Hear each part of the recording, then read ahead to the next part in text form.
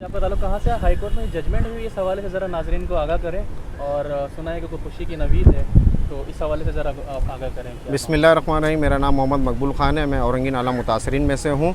आपको बताता चलूँ, इस शेर के साथ मैं अपनी स्पीच का आगाज़ करूँगा। मैं झुका नहीं, मैं बिका नहीं, मैं झुका नहीं, मैं बिका नहीं, कहीं छुप छुपा के खड़ा नहीं।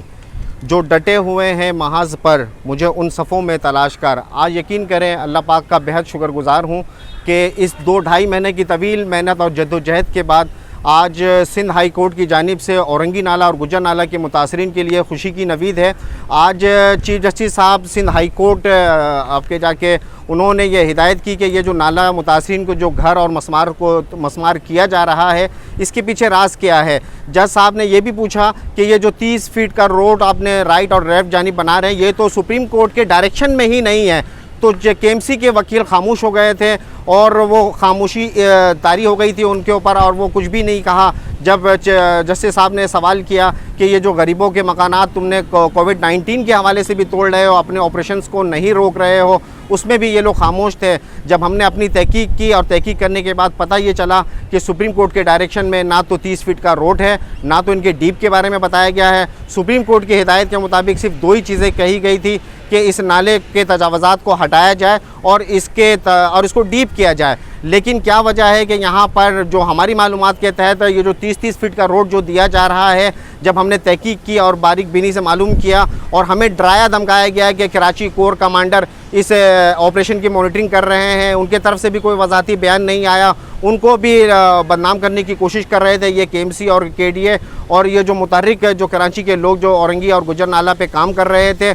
तो अब मैं आपको बताता चलूँ कि ये आज अल्लाह पाक के करम से आज ये सिंध हाई कोर्ट की तरफ से ये डिसीजन आया है और 18 तारीख तक इनको काम करने के लिए रोक दिया गया है और गुज्जर नाला औरंगी नाला पे, और इनसे कहा गया है कि ये जो आपने लीज़ मकानात तोड़ दिए गए हैं, अगली हेयरिंग में आप उनके बारे में भी प्लान बनाकर आइएगा।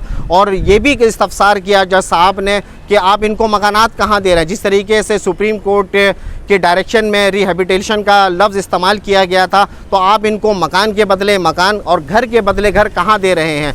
तो KMC के जो वकील थे वो खामोश हो गए। फिर थोड़ी देर के बाद उन्होंने अर्ज़ किया कि जज साहब, ये जो पाकिस्तान के तहत जो एक हाउसिंग स्कीम बनाई जा रही है, वहाँ पर मकानात इनको देंगे। तो जज साहब इन पे बरमला गुस्सा का इजहार करते हुए कहा कि जिनका अभी बुनियादी रखा नहीं गया, आप वहाँ पर इनको घर देंगे।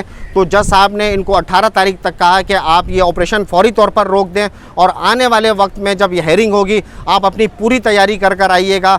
और मैं आपको बताता चलूँ कि जिस कंस्ट्रक्शन कंपनी को ये ठेका दिया गया है और जिनको ये मोटिवेट किया जा रहा है, ये जालिम और जाबिर हुक्मरान, और ये जो गरीबों के मकानात तोड़े जा रहे हैं और रमज़ानों के अंदर तोड़े जा रहे हैं, सुप्रीम कोर्ट ने कहीं नहीं लिखा कि 30 फुट का रोड हो। जब हमने अपनी तहकीक की, मैं उन अपने तमाम वकीलों को सलाम पेश करता हूं। गुज्जर नाले के जितने भी हमारे साथ कराची बचाओ तहरीक के लोग हैं, मैं उनको भी सलाम पेश करता हूं और इस उम्मीद के साथ कि अल्लाह ताला हमारा और आपका हामी और नासिर हो। और मैं औरंगी नाला के मुतासिरीन से 10 बस्ता इल्तिजा करता हूँ कि आने वाले वक्तों में जिस तरीके से हमने डे फर्स्ट से आपसे कहा कि आप हमारा शाना बशाना खड़े हैं, इंशाअल्लाह ताला जिस तरीके से आज ये खुशी की नवीद आई है, आइंदा भी हमें घर के बदले घर बिल्कुल मिलेगा। आप हमारे साथ खड़े रहें।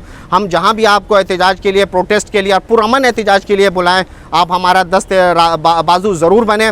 और इस देखने और सुनने वाले से कहूँगा कि इस वीडियो को ज़्यादा से ज़्यादा शेयर करें। बहुत शुक्रिया।